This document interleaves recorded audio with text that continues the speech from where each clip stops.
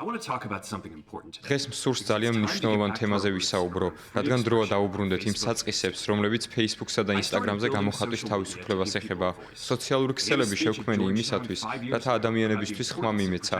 5 წლის წინ ჯორჯთაუნში გამოხატვის თავისუფლების დაცვის მნიშვნელობაზე სიტყვით გამოსვლა მქონდა და ამის დღემდე მწამს. თუმცა გასული წლების განმავლობაში ბევრი რამ მოხდა. ფართო მასები მოიცვა კამათმა ონლაინ კონტენტისგან წამოსულ შესაძლო საფრთხეებზე, რის გამოც მთავრობებმა და მედიებმა მეტი ცენზურა დააწესეს.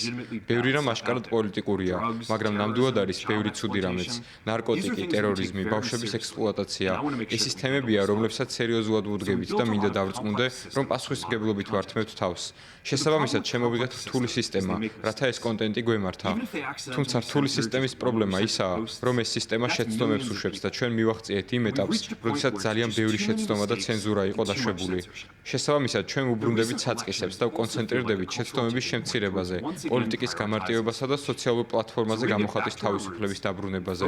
უფრო კონკრეტულად კი ეს არის გაკეთებაც გვინდა. პირველ ყოვლისა, ამერიკის შეერთებულ შტატებში ჩვენ მოვიშორებთ ფაქტ-ჩეკერებს და ჩავანაცვლებთ მას შენიშვნებით, როგორც ეს პლატფორმა X-ზეა.